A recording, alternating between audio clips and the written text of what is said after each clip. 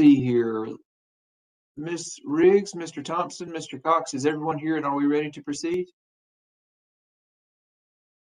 Your Honor, for the state defendants. Thank you, Mr. Cox. Yes, Your Honor, for the legislative defendants. And likewise, Your Honor, for plaintiffs, we have Ms. Moss and I have an update and Mr. Cox, based on a meet and confer we had over lunch. Would you like that now or when I wrap up my cross? Well, I tell you what, let me just say for the record, it looks like everyone's here and we're ready to proceed. And so we can now officially go back on the record. Let me go ahead and hear that now. We met and conferred over lunch about LX 188. The short of it is we need a little bit more time to resolve our issues, but are optimistic that we can do something about that. What we've agreed to do is that pending the resolution of that this evening on the papers, I'll conduct my cross-examination, but not on LX 188. And the legislative defendants won't rest their case officially until the morning, and we'd still be ready to start Dr. Quinn this afternoon, if we finish with Ms. Strack. Did that make sense? It does. Okay. And I think that's a good plan, and we'll proceed accordingly. All right. Thank you, Your Honor. And certainly are willing to give you more time to talk about that and work out the differences. And I'll tell you that my glass is half full here, so we're optimistic. All right. Well, all right. Thank you, Your Honors. Ms. Strock, can you hear me okay? And are you ready to proceed? Ready. Ooh, I couldn't hear you very well. That was real choppy. Try that again. Can you hear me now? No, No. that's bad. No.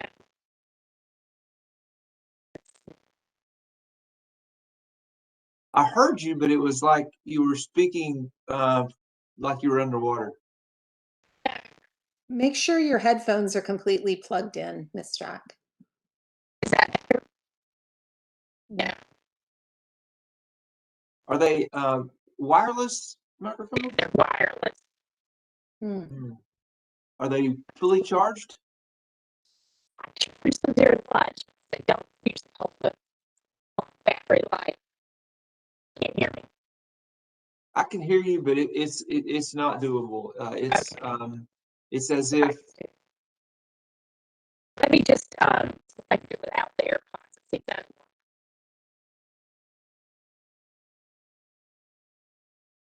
You can try. Can I hear you? No. It's okay. It tells me. Okay, hold on a second. Now I can hear you. I don't know what you did just then, but that's. Actually, I think I had my volume down.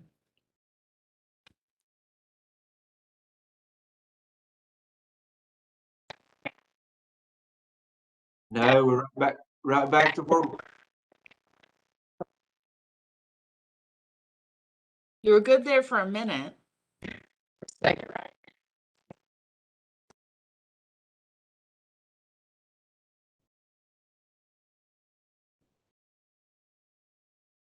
How about now?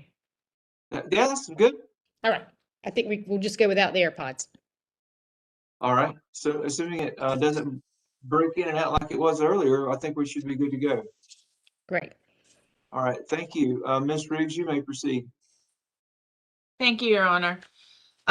Ms. Strack, on direct, you were asked by Ms. Moss some questions about early voting sites and hours in Guilford County. Do you recall that? I do.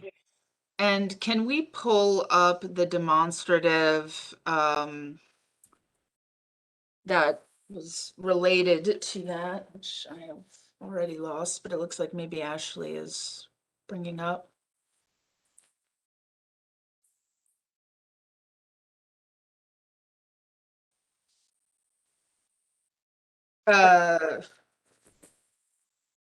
LX 220, sorry. All right. Ms. Strack, I understood you to testify that hours for early voting increased, sites in 2016 increased and stayed the same in 2020. Did I understand your testimony correct? That's correct. Okay. And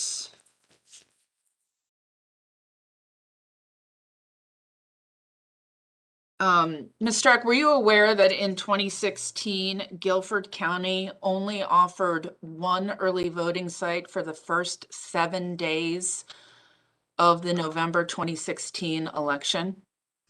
I do recall that was on we went back to 17 days. And so, yes, I do recall that for the first week. But you didn't think it necessary to include in this demonstrative? Well, I think it's still I think the hours are still accurate.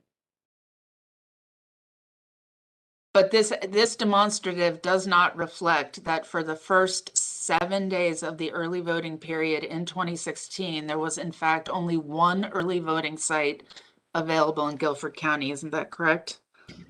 I agree with your statement. I don't think the demonstrative's wrong. They had 25 sites. They just did not open them, and that's what the hours reflects. And in 2012 and 2020, all of the sites were open during those days. Isn't that correct? In 2012, I believe that, yes, it was open the entire 17 days. And yes, and they had to be in 2020. It was required. Okay. Ashley, can you put up PX 117?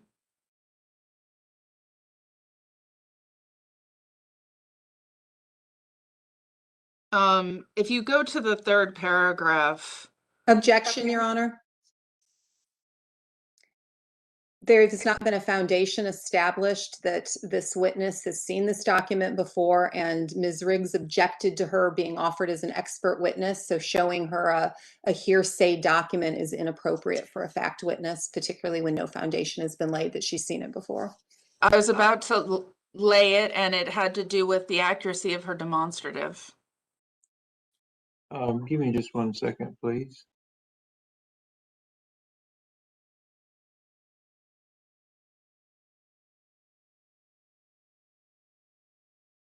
The objection's overruled. Ms. Strack, if you can read the paragraph, the third paragraph, African American turnout in the Tar Heel State through Saturday. Oh, I'm sorry. This article is dated November 7th, 2016. And the article said African American turnout in the Tar Heel State through Saturday declined this year compared to 2012 by 8.7%. Ms. Strack, do you have any reason to dispute this information? I don't know where they received this information from, so I can't speak to it. Okay. And then if we go to PDF page 2, the last paragraph. The 3 largest counties, Mecklenburg, Guilford, and Forsyth, set restrictive first week early voting schedules. Guilford went from having 16 early voting sites during that period in 2012 to just 1 this year. Black voting was down by 8%, 7%, and 11% respectively in those counties, according to state numbers. Do you have any reason to dispute that? I can't say for certain, but what I can say to provide potential little context to this is that after House Bill 589 was struck down, part of that was early voting sites plans had been for 10 days rather than 17 days. And many counties already had their plans for the 10 days. And so when the extra week came, I recall, because we had long meetings about this, I believe that there were some scheduling problems that might have contributed to this, because they were having to add a week on that they had not planned on. But that's just for some context of the difference from the first week. And you'd agree with me, wouldn't you, Ms. Strack, that none of that context was included in the demonstrative that you approved, correct? I don't think it needs to be, because I think that's what to me that represents that are the hours. The hours reflect the number of the time that the county's one-stop sites were open. And to me, that was representative of that. And there were not 25 sites open for the entire early voting period in Guilford County in 2016. Isn't that correct? There were 25 sites for that election, but not all 25 sites were open the entire time. That is correct. In fact, only one site was open for 7 out of the 17 days of early voting. Isn't that correct? That is correct. Ms. Streck, you didn't include in that demonstrative a discussion of how early voting sites changed from 2014 to 2018, did you? No, that demonstrative just includes the 12, 16, and 20, the presidential years. Did you review the one-stop voting site list from 2014 and 2018? I have not recently, no. Ashley, can we put a PX 122? And can we scroll to, first, Ms. Streck, do you recognize this document? I do. Okay, can we go to PDF pages 14 to 15? And if you'll do a little math with me, counting with me real quickly, will you agree with me that in 2014 there were 11 early voting sites in the Guilford County?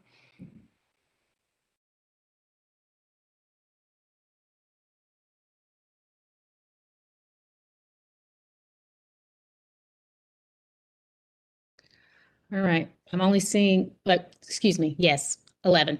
Okay. And then Ashley, please pull up PX 121.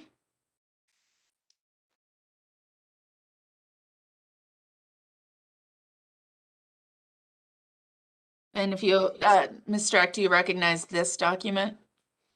I do. Yes. Okay. And Ashley, if you'll please go to pages 15 to 16.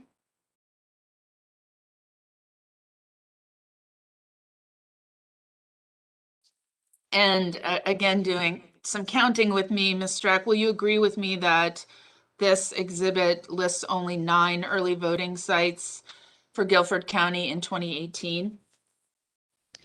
I agree with that statement. I would add that in 2018, the counties were required to have mandatory set hours from 7 to 7, as you'll see. And I don't have a specific recollection about whether Guilford County came before the state board for that election. If they didn't, then they had a unanimous plan in their county if they didn't come before the state board. Okay, but you would agree with me that the early voting sites in Guilford County between the midterm elections 2018 decreased from 2014 to 2018, isn't that correct? The number of sites, but not the hours, I don't think. Okay, I I only done asked that about the math. number. I only asked about the number of sites. Number of sites, I agree with you. It decreased. Were you aware in 2020 that there was an emergency order issued by the State Board of Elections regarding early voting? I'm not sure that I am aware of that. Okay, let me put up PX 120, if you don't mind, Ashley.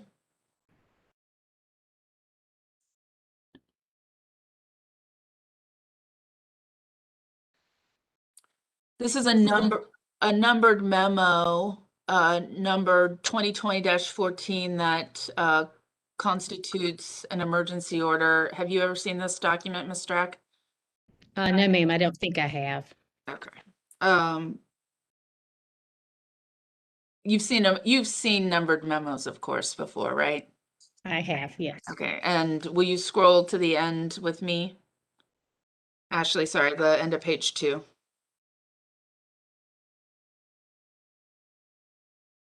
Do you recall that an emergency order was issued applying only to the 2020 elections and does not apply to future elections?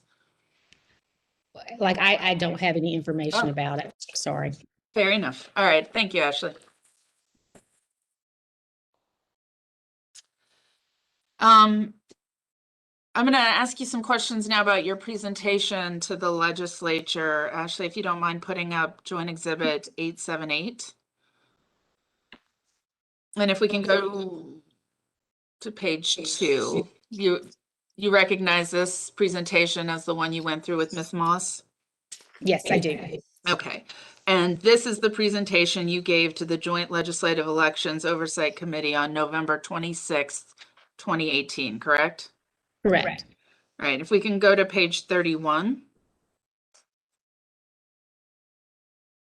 Again, you covered this with Ms. Moss, but this is the information you provided to the North Carolina General Assembly as it was about to consider Senate Bill 824. Is that correct?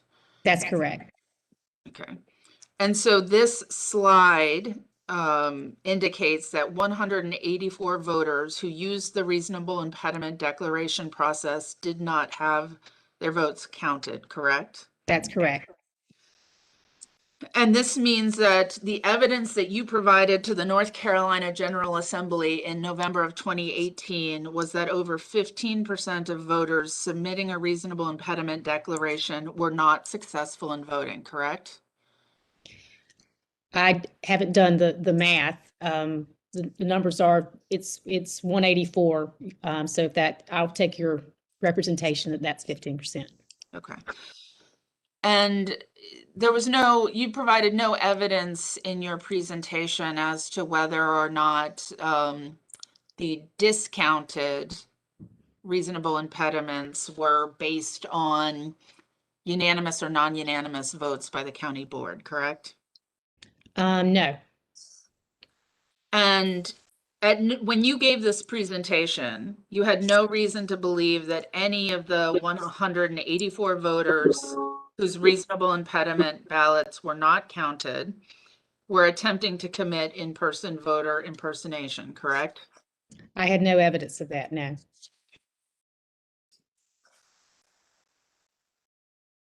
And you certainly then didn't indicate to any, during your presentation to the Joint Committee, that any of these 184 voters were attempting to commit in-person voter impersonation. Is that right? I did not. You did not, strike that. You did not provide any racial breakdown of the 1,048 voters who submitted a reasonable impediment declaration to the Joint Committee during that presentation, did you? I did not. So it's fair to say then that you also did not provide a racial breakdown of the 184 voters whose votes did not count after they submitted a reasonable impediment declaration? I did not. You could have done these analyses if you'd been asked to, correct? Yes. You could have done these analyses on your own accord, correct?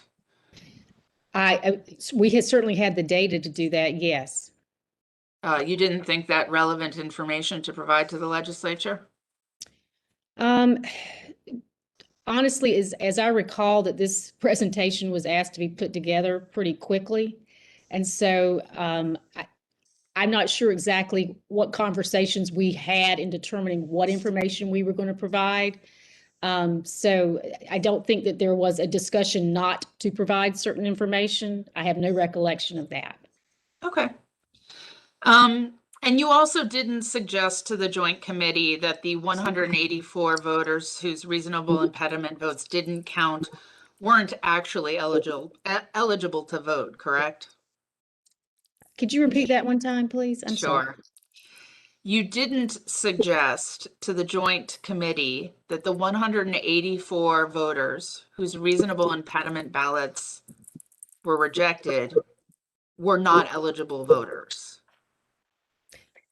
No, I can't say here that they in fact were now eligible voters. Some I don't think were eligible voters, but I did not provide the legislature any information about those 184 voters. Right, and to be clear, you said nothing about their eligibility one way or the other at that presentation, correct? That is correct. And so you certainly didn't suggest that they were ineligible, correct? I did not. We can go to the next slide. Again, you talked about this slide with Ms. Moss, but in this slide, you indicated that 1,000 to the North Carolina General Assembly Joint Committee, you indicated that 1,248 voters did not present acceptable photo ID or execute a reasonable impediment declaration or return to provide ID by the deadline, and their votes did not count, correct? That is correct. And nowhere on the slide or in your presentation did you indicate that some of those voters may have needed to show HAVA documentation? No, I think that number was pulled from just the provisional reason not counted, no ID provided, and I don't think we did the work to filter to see if this is probably an inflated number, likely. But you mentioned nothing about that to the General Assembly when you were presenting there, correct? I didn't, and I honestly don't think that I necessarily was thinking about the fact that HAVA IDs would have been included in that. HAVA IDs are not necessarily photo IDs, correct? Exactly. Looking at the last clause of the first sentence, to the extent some of these 1,248 voters did not return to the county office by the deadline after the election, you have no way of knowing how many of those voters were not properly instructed to return to do this. Isn't that correct? I don't know. We did not have any information that was provided to us that people were not provided the information of when to return. That should have been something they were provided. That information was available at the polling locations. Right. You talked about the station guide with Ms. Moss, correct? Correct. And the station guide should have instructed poll workers to tell the voter to return. Isn't that correct? It was more than the station guide. I believe that there was actually a paper that they had. I'm not 100% sure, but yes, there should have been instructions provided to every voter that voted a provisional ballot and they needed to return to the county board for any purpose. They should have been provided that information. And you told me at your deposition that you read the affidavits of plaintiffs Daniel Smith and Paul Kearney. Isn't that correct? That's correct. And you agreed with me that both of them should have been told of the need to return to provide ID by the deadline, correct? Yes, I did, and I still agree. And are you aware that both have testified under oath that they were not provided that information? Yes, I'm aware of that. The state board also failed to make any inquiry as to whether any of these 1,248 voters should have been offered a reasonable impediment ballot, correct? No, we certainly, as I've testified, state board staff reviewed the provisional data. If there was information in that would appear that the person should have been offered that, I'm sure that those conversations were likely to have occurred by the county partner that was dealing with that county, but I don't have any specific information about that. So let me understand what you are testifying to today. The state board of elections did not make any inquiry as to whether any of these voters should have been offered a reasonable impediment, did they? I can't say that for sure. As I said, if during the review of the provisional data by the staff at the State Board of Elections, if they realized that a voter, based on information that was in the provisional file, would indicate that someone should have been offered a reasonable impediment declaration, I would suspect that those inquiries would have been made. Ms. Strike, do you remember giving a deposition in this case in January of 2019? I do. And you testified under oath? I did. And you had counsel with you? I did. Okay. Ashley, can you pull up Ms. Strack's 2019 deposition? At page 95, lines 14 to 25.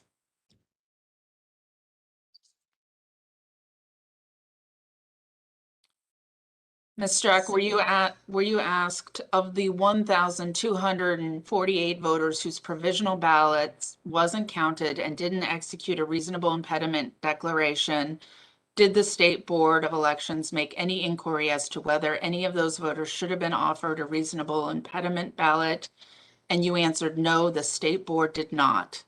We considered that unless there was some reason that a voter might have contacted us, and I'm not aware of any instance where that happened, but that would have been the precinct officials and the County Board of Elections would have dealt with it at the help desk. Was that your testimony in 2019? Yes. Thank you. Ashley, you can take that down.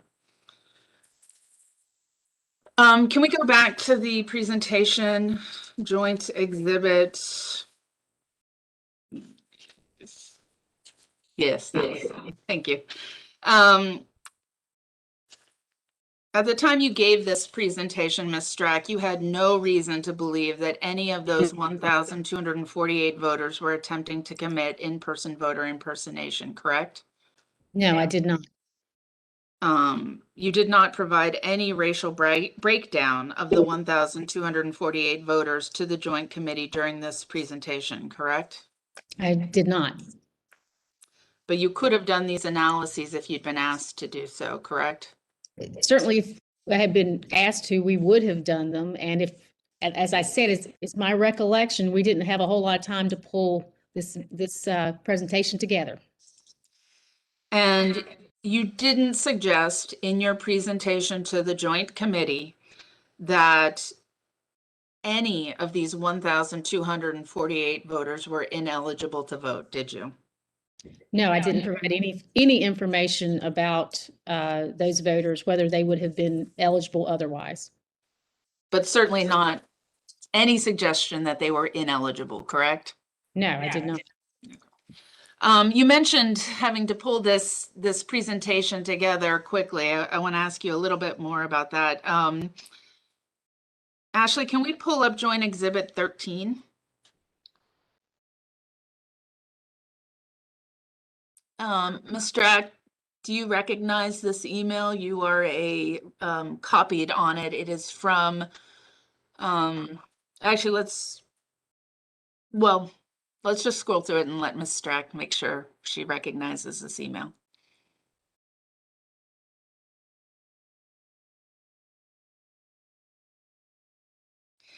Do you recognize this email, Ms. Strack? Yes, I do. Okay, and in this email from Neil Inman to Josh Lawson, Mr. Inman says, as discussed, Representative Lewis formally requests Director Strack to be present in order to present on previous voter ID education efforts. Do you see that? I do. Okay. And so this email is dated November 20th, 2018, correct? Correct. So 6 days before your presentation, you were asked to assemble the presentation that you did assemble and present to the Joint Committee on the 26th, correct? Yes. And you were only asked to give an overview of previous voter ID education efforts, correct? That's what the email says. Yes. Okay. And at no point in November or December of 2018 were you asked to provide updated data other than what was in your presentation. Is that correct? I don't have any recollection of being asked for any additional data. Okay. And you're not aware of anyone else from the State Board providing any other information to the legislature about the previous photo ID law than what was in your presentation, correct? I'm not. You were provided a draft of what would be later filed as Senate Bill 824 in advance of this meeting, correct? I don't recall. It is certainly possible, but I don't recall. Okay, you agree with me that it says there's a draft of the initial bill in the Yes, I email do. from, okay. I do, and as I said, that's to Josh Lawson. It may have been that I saw it. I don't have a recollection of that, but it's certainly possible. Did you and Mr. Lawson have any conversations about, in light of the fact that House Bill 589 had been invalidated as intentionally racially discriminatory, you might want to give some analysis on current voter ID possession rates by race? I have no recollection that we had that discussion, no. And are you aware that your chief information officer, Mr. Neesby, testified that such analysis could have been done well in 2 months and maybe to a lesser extent in just a matter of days? I didn't hear his testimony, I'm sorry on that. Okay. Would you agree generally with that assessment? Could analysis be done on the data? Sure, absolutely. And it could have been done within a couple of months? Yes, I think so. And I mean, I think the provisional data that has race information, I believe is public record, is on the FTP site, I believe. No, I'm sorry. I'm asking you about a matching analysis to assess the ID possession rates. Oh, I'm sorry. I was confused. So you're asking me, could A this, no match analysis have been conducted at that time? yes, it could have. We didn't discuss doing that because we had not found that method of using that for outreach purposes to be very effective. And so I don't believe we discussed doing a no match list. Well, yeah, I'll ask you some questions about for outreach methods, but just to generally assess how many North Carolinians lacked ID, you could have done that analysis and you were not asked to do so. Isn't that correct? Correct. We were not asked to do that. And I just would say that information had been provided, I believe, at some point about the rates of which we were getting the responses back from our no match mailings, and that the responses that we were getting back were overwhelmingly that the person had ID. So I'm not sure that we would have suggested doing that type of a matching analysis to give information about who doesn't have ID based on our experience. And I'm going to ask you about the response rates to those mailings. But my question is you did not do, nor were you requested to do, any updated, as of 2018, analysis of North Carolinians who may possess acceptable photo ID under this initial bill, correct? No, we were not asked to do that. And as I said, we certainly probably wouldn't have suggested that method either. Okay. I want to ask you a few questions about the implementation of House Bill 589. The state board did not conduct any systematic evaluation of whether poll workers consistently enforced photo ID requirements in the March 2016 primary. Did it? And I think we discussed this during my deposition. When you talk about systematic, I can explain what we did. It was through our canvassing process. That was our check on if there appeared to be issues with how precinct officials handled those provisional ballots. That's how we assessed that during that time. I'm not sure what you mean by systematic. That was our method of trying to determine if we had any potential issues with poll workers in carrying out the provisional ballot process with photo ID. Okay. The state board did not conduct any across-the-board survey or follow-up as far as the implementation of photo ID, how it was on an individual basis with counties in advance of the certification. Isn't that correct? That is correct. We did not conduct a survey.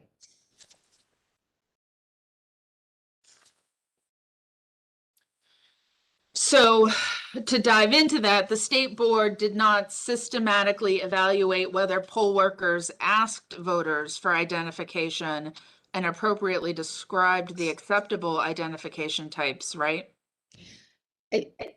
Your answer is no, but I would ask, I'm not sure exactly how we would conduct that with a survey to every single, more than the 20,000 polling officials and have them complete a survey. First of all, a lot of them don't have email addresses and don't communicate that way. I'm not sure how we would have done that. We didn't do it. But I'm not sure how that we could have done that, to be honest.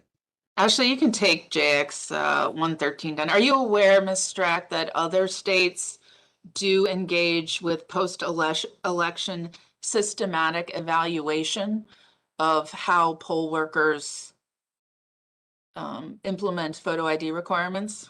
I am not aware of those efforts, but I'm certain that could be true. The state board did nothing to systematically evaluate whether poll workers accurately described and applied the reasonable impediment declaration process when voters did not have identification. Isn't that true? What I would say again is you could ask people in a survey, but what we were doing was trying to evaluate based on what they had actually done in those precincts by evaluating the information that they had provided during the election. So I think that that was a good way of trying to assess their performance. You agreed with me, didn't you, in your deposition that plaintiff Daniel Smith should have been offered a reasonable impediment declaration, didn't you? I absolutely agree with that. Okay, and you did no, the state board did no systematic survey that identified plaintiff Daniel Smith as someone who should have been offered a reasonable impediment declaration, did they? We didn't do a survey. I'm not sure that would have identified Mr. Smith, but he certainly should have been provided the information that he needed. My question is about a systematic evaluation, not a survey. You didn't do that. Well, to me, I consider a systematic evaluation being reviewing the 100 county boards' provisional data. I mean, that is inclusive of all counties, and it's evaluating, it's looking at what they actually did in those polling sites. So, I mean, I think that is an evaluation of the process. It's not a survey, but it's a way of evaluating their performance. And that evaluation didn't capture the fact that Mr. Smith should have been offered a reasonable impediment, did it? Not that I'm aware of. I'm not sure exactly what information was known about Mr. Smith in that data to the county that was dealing with him. The State Board of Elections did not conduct any post-training evaluations of poll workers to determine whether they properly understood the photo ID requirement after their training. Did they? No, we did not. It's not something I don't think the state board has ever done. We did not choose to do any sort of no assessment in that way, no. So sitting here today, you can't point this court to any systematic measurement or survey that would indicate the photo ID requirement was consistently and properly enforced in the March 2016 primary. Isn't that correct? I can only again point you to the efforts that we made to try to determine if, based on the activities that the county engaged in with the data that they provided back, and we had with us with our canvassing efforts, that is how we assessed it. And these counties were going into another June election and were training as well. So No, we did not conduct any surveys. That is how we tried to address the issues that may have been in that data. Mr. Eck, during the March 2016 primary, you're not aware of any way in which you'd be able to determine whether voters were unable to vote because they were not given any information on provisional voting or the reasonable impediment when trying to vote without acceptable ID. Is that right? Your question is, let me make sure I understand your question, that we had no way to determine if election officials, poll workers were giving the information that they should have been giving? No, I'm sorry if my question was a little bit long. During the March 2016 primary, you are not aware of any way that you had to document voters who were unable to vote at all because they weren't told about provisional voting or reasonable impediment. Isn't that true? I have no evidence that we had no evidence that was obtained from the polling sites that anyone was, I would say you're asking is, was someone turned away? And we didn't have any evidence that people were turned away. And I think I told you in my deposition, I would be very surprised at people being turned away. I wouldn't be surprised at people leaving and deciding during early voting to come back. But no, I don't have any information about people being turned away. That's something that North Carolina, most election officials, and there are many people that are in the polling site, know not to turn voters away. That's the provisional process. You also testified today on direct, didn't you, that the training on reasonable impediment and provisional voting because of lack of photo ID was, I believe, uniform and consistent across the state, didn't you? The training that was provided to the counties was uniform and consistent, yes. And we know now that that didn't result in voters being provided with the correct information to enable them to vote, right?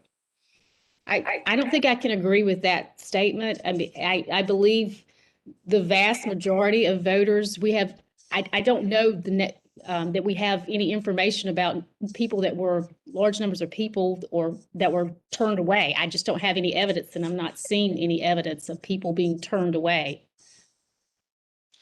Right, my question wasn't about that. You presented evidence to the North Carolina General Assembly of 1,248 voters who were disenfranchised because they did not have photo ID in the March 2016 election, correct? I provided information that 1,248 people did not provide photo identification during that election and did not complete a reasonable impediment declaration. And having read their declarations, you now know that plaintiffs Daniel Smith and Paul Kearney were two of those 1,248 voters, don't you? Yes, I do. And those gentlemen are, as far as you know, eligible voters, correct? As far as I know, they are. And you testify that you wished those voters whose votes didn't count could have been counted, correct? Absolutely, I do.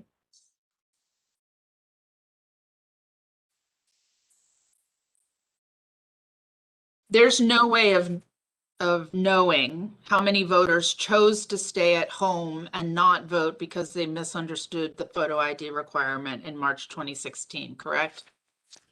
I do not know how you would know that, no. And the state board did not conduct any voter surveys to measure the level of voter confusion about the photo ID requirement in the March 2016 primaries, correct?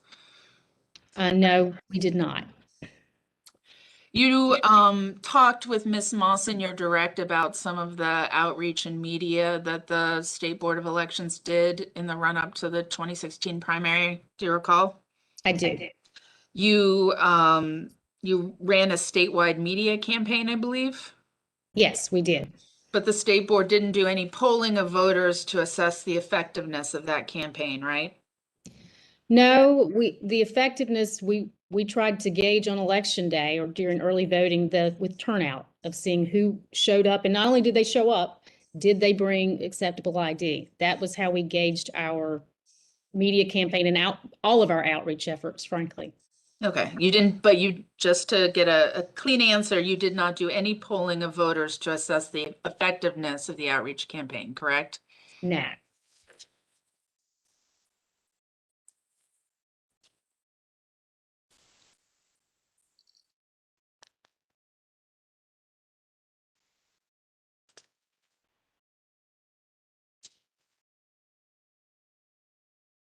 Let me ask you, you had mentioned the outreach based on mailings in the presentation that you gave to the joint committee. Is that right? Correct. On page 8, I'm sorry, Ashley, can we pull that PowerPoint back up and go to page 18?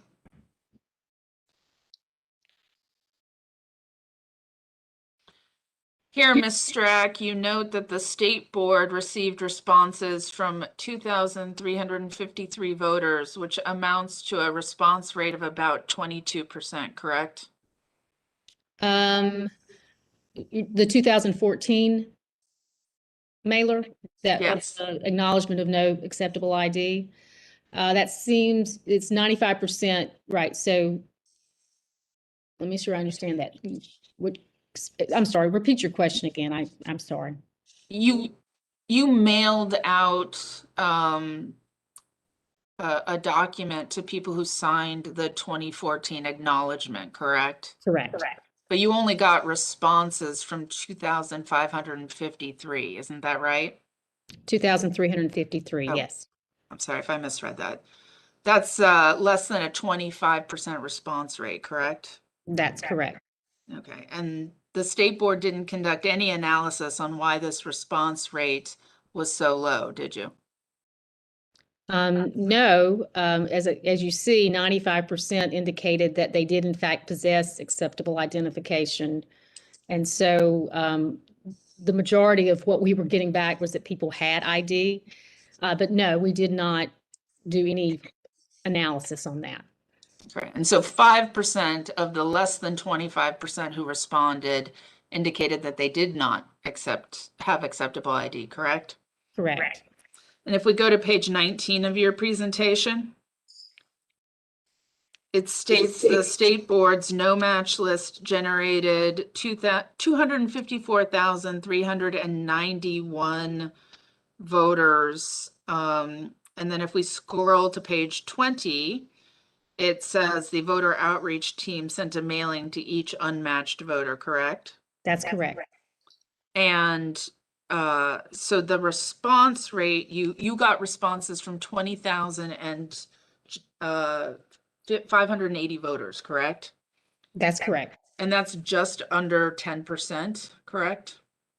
That looks right, yes. To your knowledge, the state board didn't conduct any analysis on why this response rate was so low, correct? We did not conduct analysis on why it was so low, no. And 9% of the under 10% who responded indicated that they did not possess acceptable ID, correct? Right, 633 of the amount that came back, of the 20,000. Okay.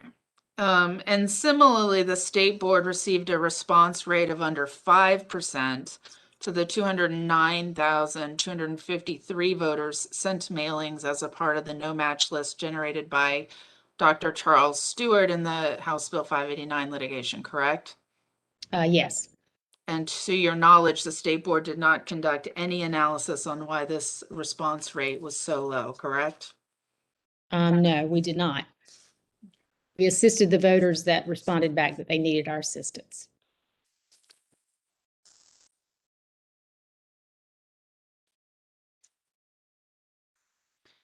I want to ask you a question about some of the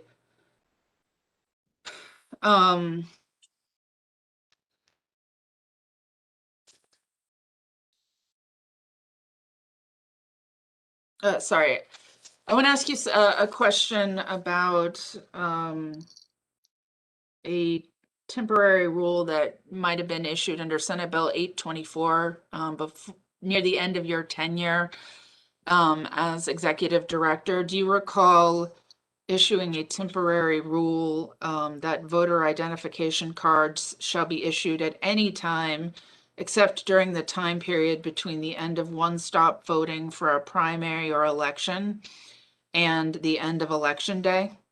Yes.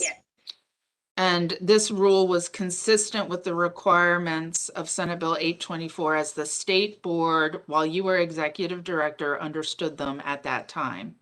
Yes. How did the state board come to that understanding? It's from my recollection, it's what is the language in the statute. And now I'd like to show you what's been previously marked as PX 127.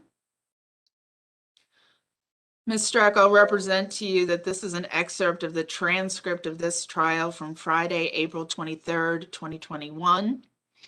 If we jump to page 4 of this PDF, which is trial transcript page 29, I'll represent to you, Ms. Strack, that this is a portion of the testimony of Joel Ford when he was asked about the temporary rule we just looked at. Okay.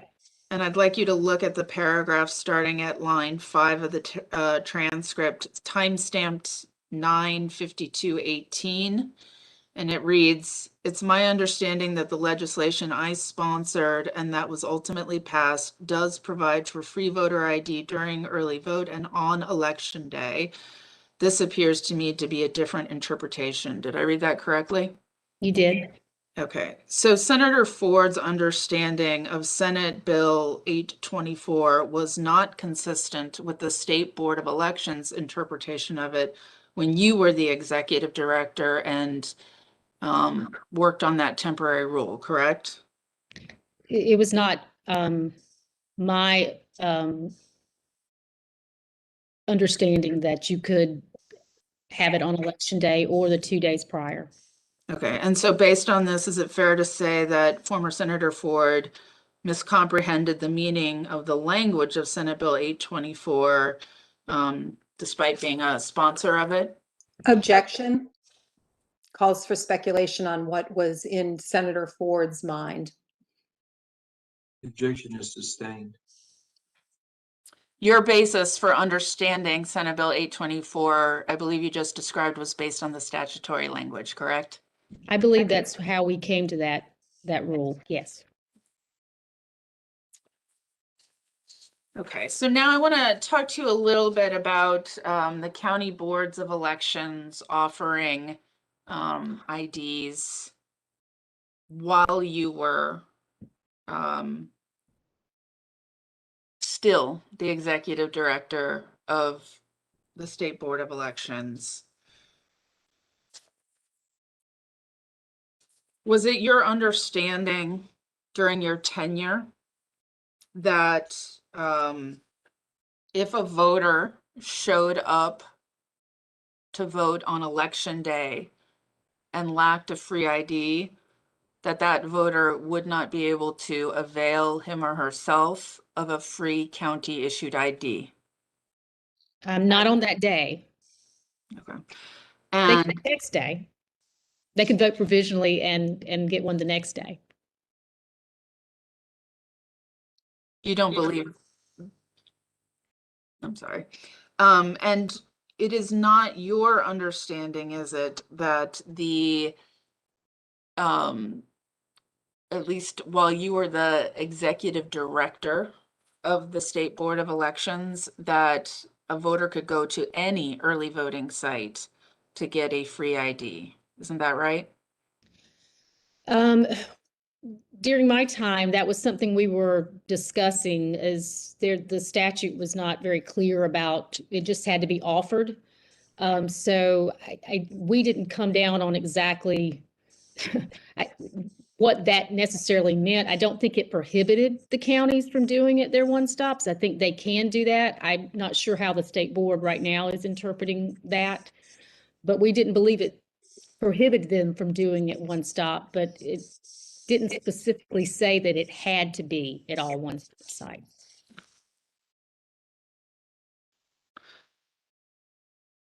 And you'd agree with me that if the law were interpreted as you've just articulated, that it may not be prohibited, but it's not guaranteed at every early voting site, that there's also no guarantee that county boards would be providing transportation to voters to travel from an early voting site to a county board of elections or in lieu of site where there was a mandated free ID offered, correct? Objection, Your Honor. This is the exact sort of question that Ms. Riggs objected to when Ms. Strock was asked on direct, because it's asking her to, in Ms. Riggs' words, speculate on the implementation of a law during a period when she was not the executive director. So Objection sustained. I'll rephrase, but thank you, Your Honor. During your tenure as the executive director of the State Board of Elections, Ms. Strack, was it your understanding that county boards had to provide transportation to voters who showed up at a site that didn't offer free ID? I have no recollection of that being in the statute. And in fact, during your tenure as the executive director, you're not aware of any counties in North Carolina that were offering rides to voters during one-stop early voting for any reason, correct? You mean members of the actual staff or of the county boards? That's correct. No, I'm not aware of that. And I will say our outreach team had provided rides to some of the people seeking IDs, but not during early voting, no. And those weren't county board employees? No. Okay. And speaking of your outreach team, there were only about 5 or 6 people on this outreach team, correct? That's correct. And these individuals didn't work exclusively on photo ID, correct? Not exclusively. They had other parts of House Bill 589 that they worked on outreach efforts for, but they did spend a significant amount of their time on photo ID education and outreach and assistance to voters. Okay.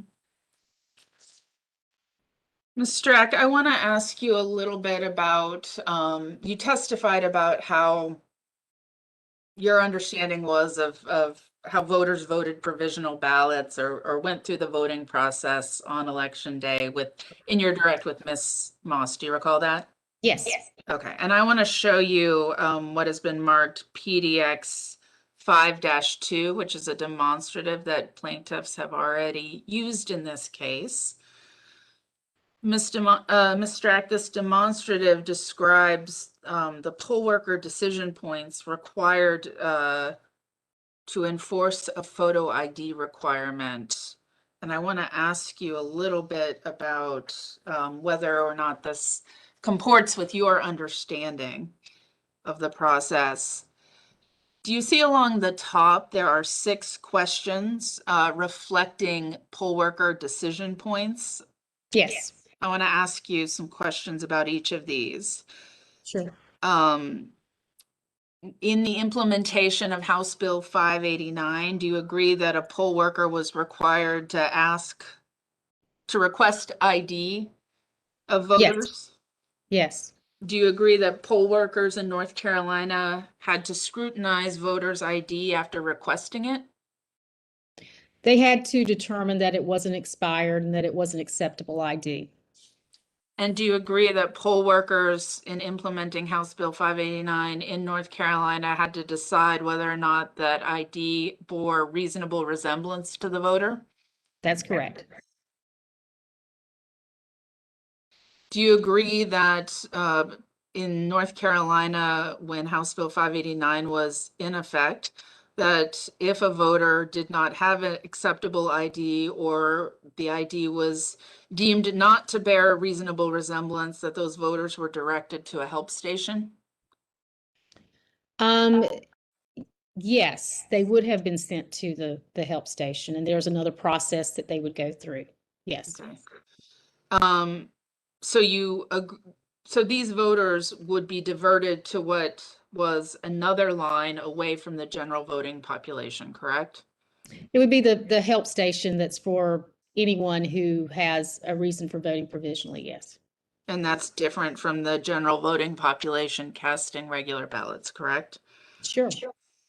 And do you agree that at the help station, those voters will have to be, would have had to have been instructed under House Bill 589 about provisional ballots?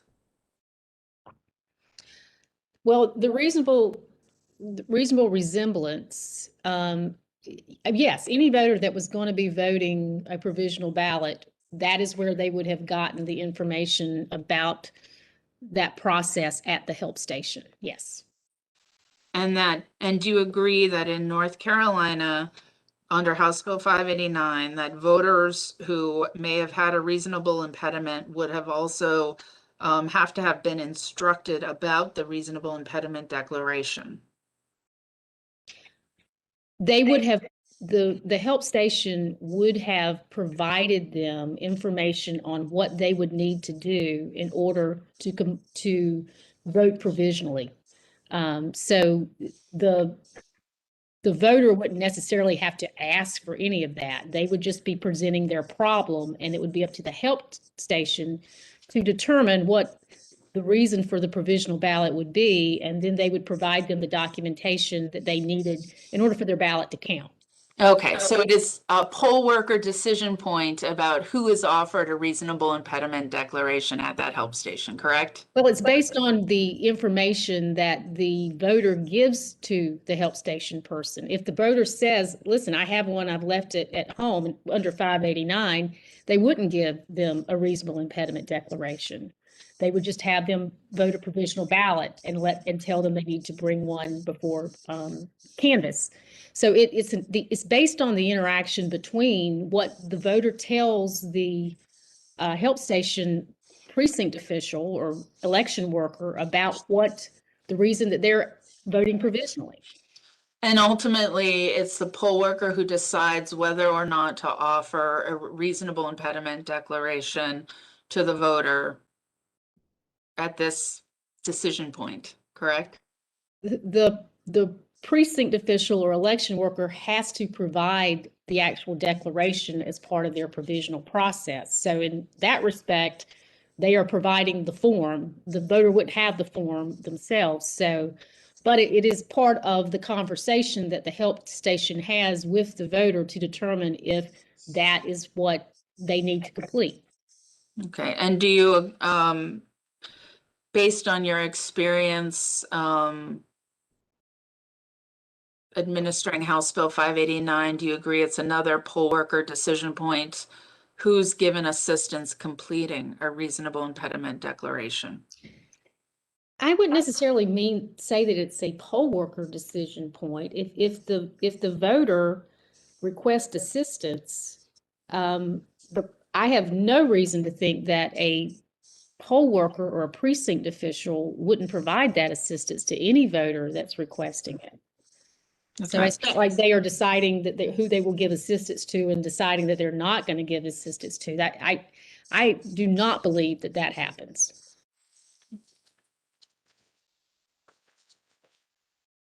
Poll workers might choose affirmatively or not to offer assistance or ask if assistance is needed. Is that correct?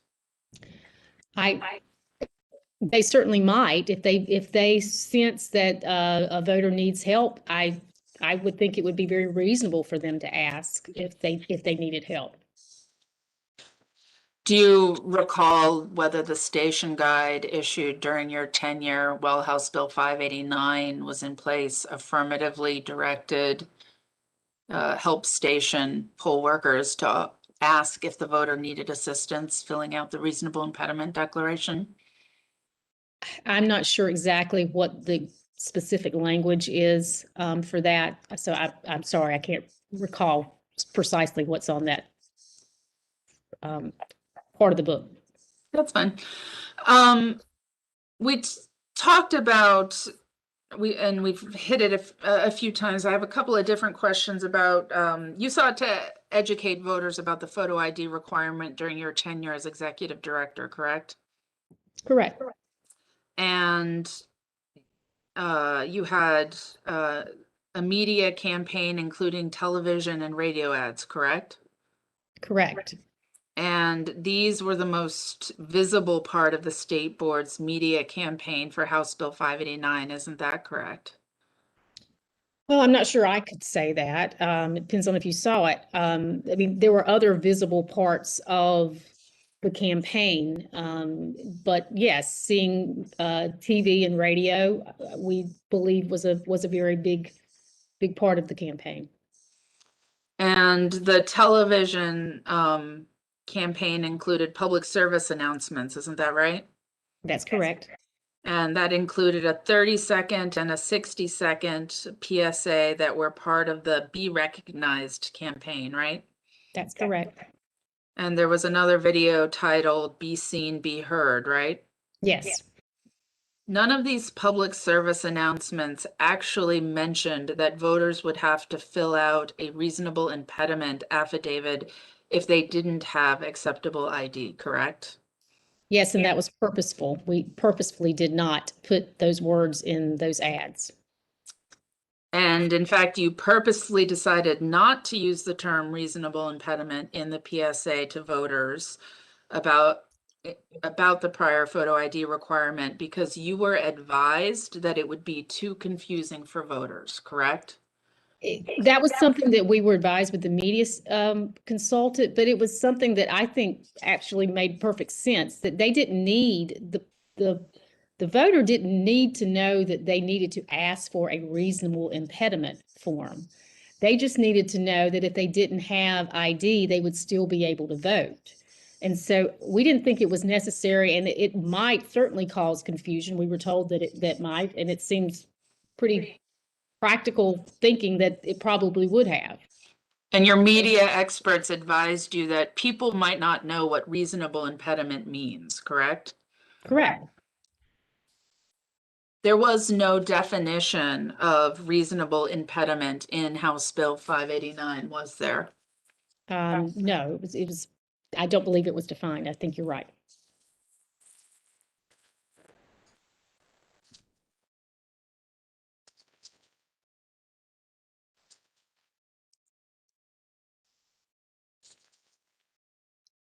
Ms. Strack, I want to ask you some questions about student IDs. I believe you testified with in your direct with Miss Moss that you approved IDs for Duke students, Duke IDs, is that correct? I believe that they were in the list that I approved. Well, first, okay. Isn't it the case that Duke did not seek nor obtain approval for the student ID that it already provided to students?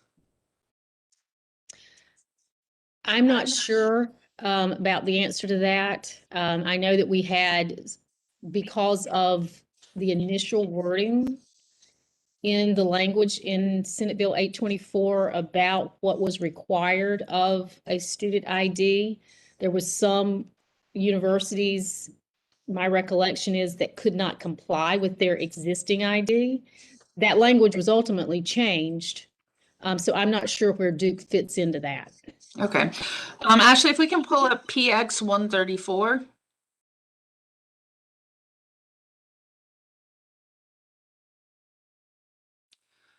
Ms. Strack, I can represent to you that this is a PDF of Duke's web page concerning Duke's voter ID card. And if you'll scroll down, you'll see the 7th prompt. Is the Duke voter ID card the same as my Duke card? Do you see that? I do. And so the answer is they are two different cards, correct? It appears so. And you see in the first FAQ, I guess if you scroll back up, that a student must affirmatively request the Duke voter ID card and fill out a survey to obtain it, correct? That's what the language in that question says, yes. So when you said you approved Duke's student ID, that wasn't entirely accurate, was it?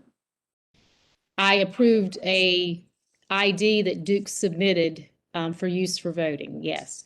And that is an entirely different ID than the Duke student ID regularly issued to students, correct?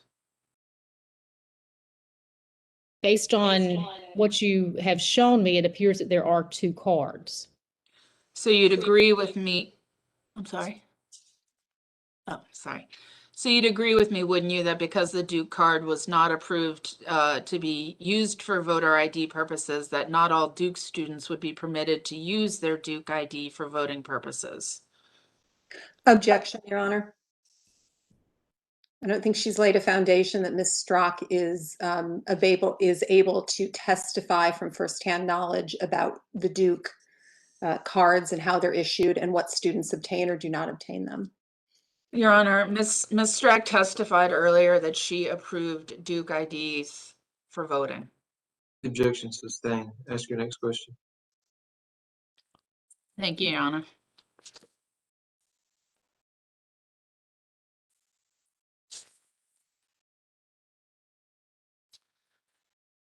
Mr. Oh, Ashley, you can take that down. Can we pull up JX 23? Page, and then first, before we scroll down, Ms. Strzok, you've seen this document before, haven't you? I think I have. Yeah. This is a document from the State Board of Elections titled Documented Cases of Voter Fraud in North Carolina. Do you see that? Let me see. Maybe it's not titled that. Well, let's just scroll through it and make sure you've seen it before. Sure.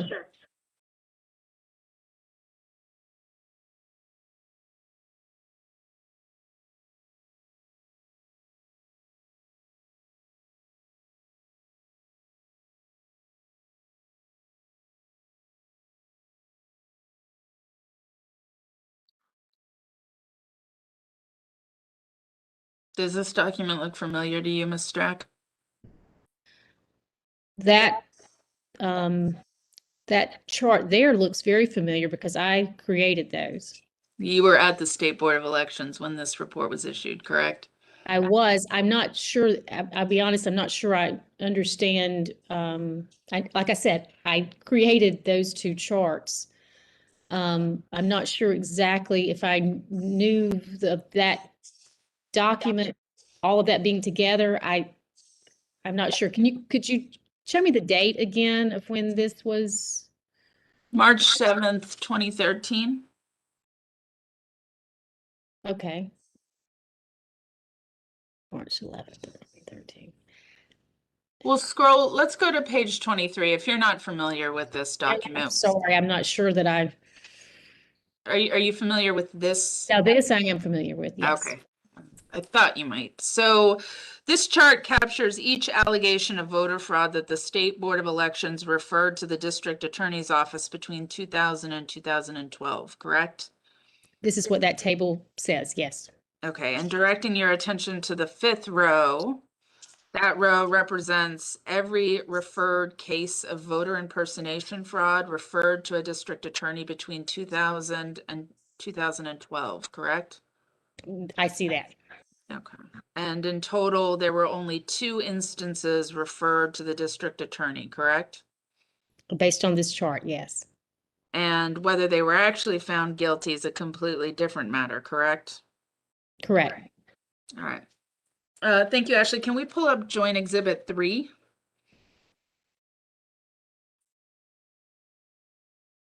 Ms. Strzok, do you recognize this document? I do.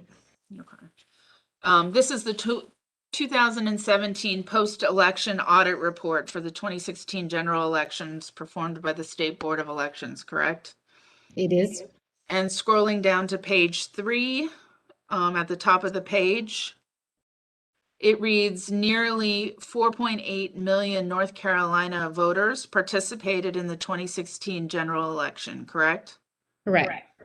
Now, looking down to the fourth bullet point on this page, it reads that there were only 2 cases of voter impersonation referred to prosecutors, correct? Right, in that election, that's right. And the paragraph goes on to say that one of these involved voting by mail, correct? Correct. And in both instances, the alleged impersonators claimed to be voting on behalf of recently deceased family members who'd been alive during the early voting period. That's correct. And you are aware, aren't you, that in one of those instances, prosecutors declined to move forward with the case, correct? Yes. I'm familiar with that. All right, and then moving to pages 6 and 7 of this PDF, this is the beginning of the discussion of, sorry, page 6 and 7. All right, here we go. This at the bottom there is the discussion of double voters and impersonation. Do you see that? Yes. And this report again indicates on page 7 that the North Carolina State Board of Elections rarely encounters verified cases of voting impersonation. Is that right? Correct.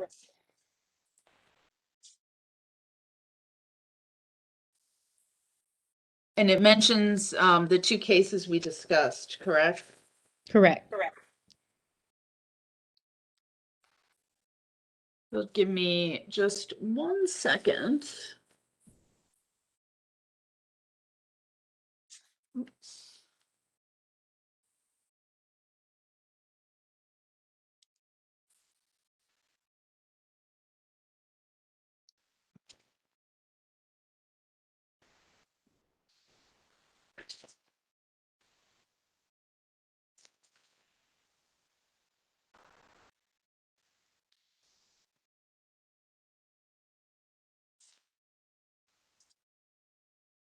Sorry, if you'll just bear with me for 1 second.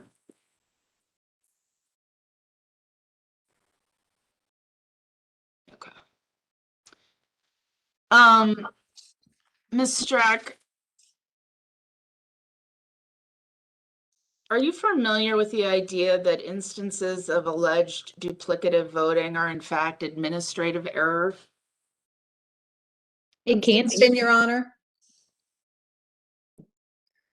I think this is getting into expert testimony. And Ms. Riggs moved to have her not testify as an expert. So we would object to this line of questioning. I'm not, Your Honor, may I be heard? Sure, go ahead. In this report issued by the State Board of Elections, in the second paragraph there, it talks about administrative error. I'm asking her about her firsthand experience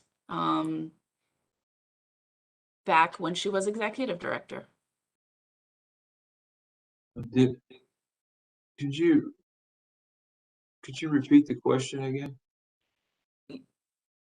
If you look at the second paragraph there on the second page, she talks about administrative errors in this section on double voters and impersonation. So I wanted to ask her a line of questions about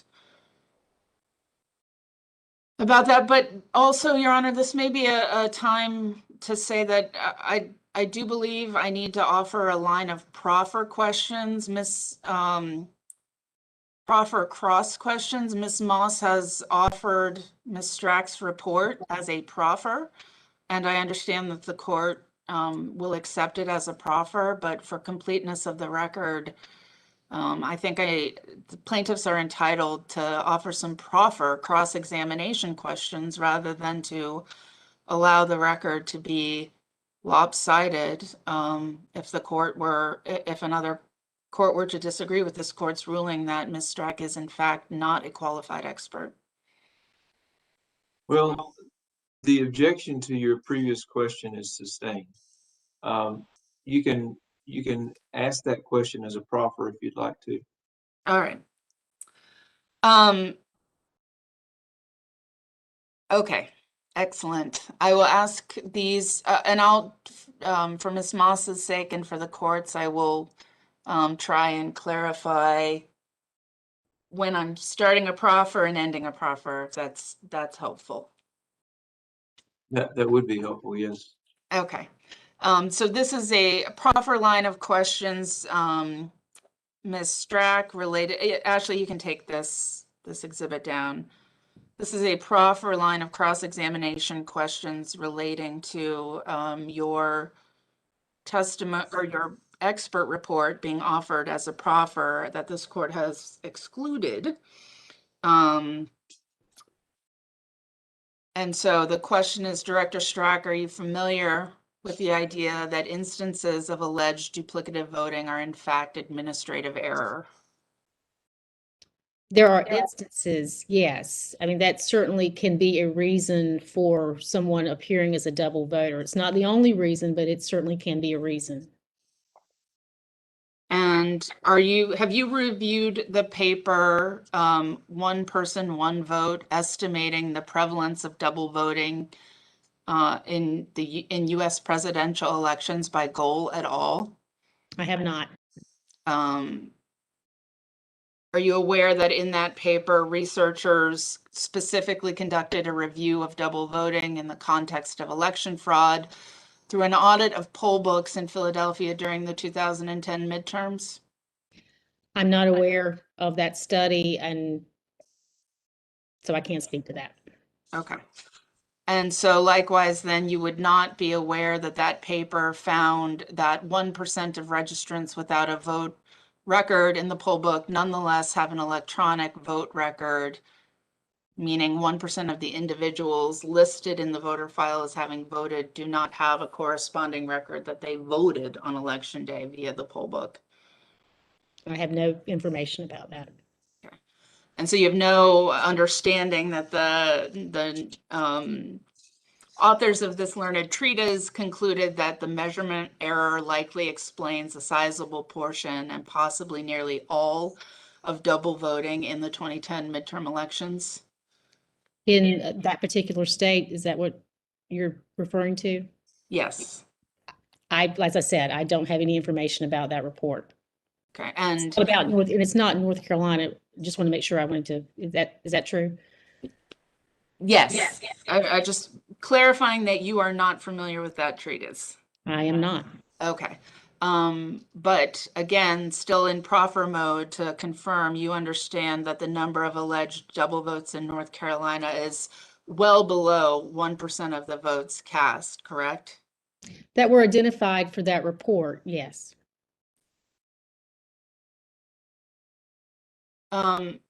I will end that line of proffering questions, but I will come back to another proffer line, Your Honor. Ms. Strack, does the exact voting process in North Carolina, at least as you were familiar with it when you were the executive director, vary county by county? The exact process? Sure. Okay. When you were involved with election administration, most counties used a manual entry system to record voters, correct? It depends on, are you, during early voting? During early voting, all counties use an electronic poll book to record voters. And then on election day? On election day, you have some that we have basically three ways. You have some that are manual, which is the sticker system. You have some that use the state's electronic poll book, and you have some, I believe it had in the past, I'm not sure if they are now, that use a third-party vendor's electronic poll book. And so the only ones that would be manual would be there would be only the counties that use the manual, is what I think you're referring to. Okay, and so manual would mean that when a voter casts an in-person ballot, a poll worker manually checks his or her name off a list, correct? Yes, there is a process, but it is a paper process. And you'd agree with me based on your experience and what you observed administering elections, that sometimes poll workers checked off the wrong name, such as the name above or below the correct voter? Yes, that happens. And in those cases, someone can be registered as voting who didn't really vote. That has happened. And you have observed in North Carolina in the past situations where there have been administrative errors occurring after the manual entry process, correct? Can you give me an example? So clerks having to either manually enter voting results into an electronic database or using a barcode scanner, for example. After election has occurred, there have been manual problems. Yes, I'm aware of that. And there's been manual error introduced. And there's been error introduced in those manual post-election processes as well. There has been. It can happen. That's why we audit to correct them.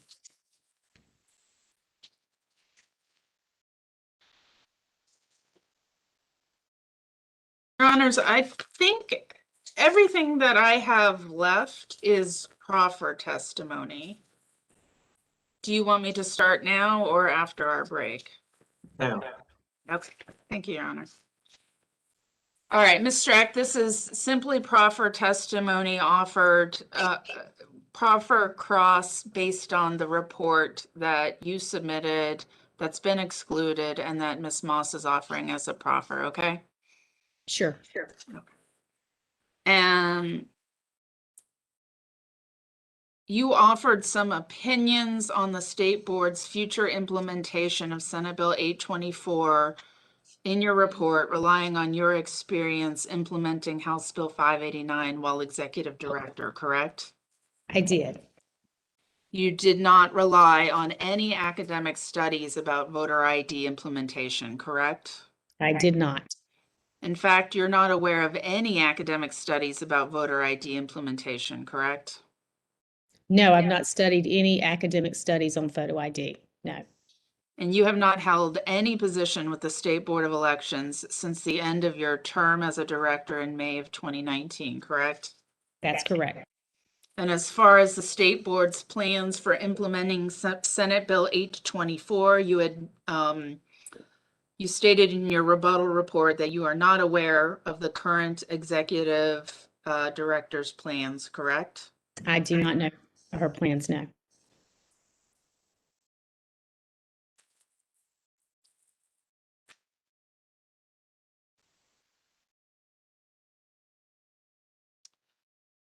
And in your expert report, you testified that outreach efforts would be easier under Senate Bill 824 than they were under House Bill 589 because of the provision where counties offer free IDs, correct? Yes, I believe that is true. But beyond just identifying voters who lack qualifying IDs, you admit that there are other likely problems with getting getting IDs into the hands of voters, don't you? I'm not sure I understand your question. Okay, let me rephrase. You would admit that there's the potential for equipment issues that would prevent counties from being able to offer some voters free IDs, correct? Certainly a county could have equipment issues. I would assume that it could be fixed and then the ID could be then provided.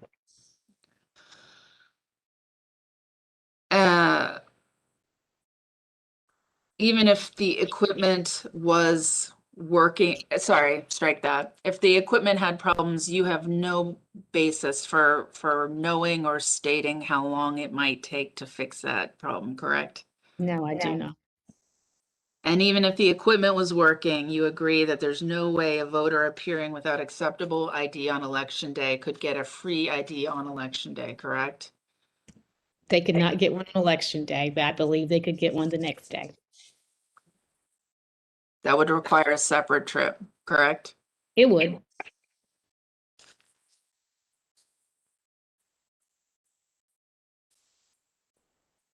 And you stated in your rebuttal report that Senate Bill 824 will provide a much simpler process for voters that are unable to obtain acceptable identification. Is that correct? Through the reasonable impediment process. Is that what you're referring to?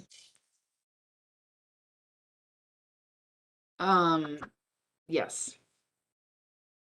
Yes, I believe the reasonable impediment process as provided in Senate Bill 824 is simpler than the one in House Bill 589.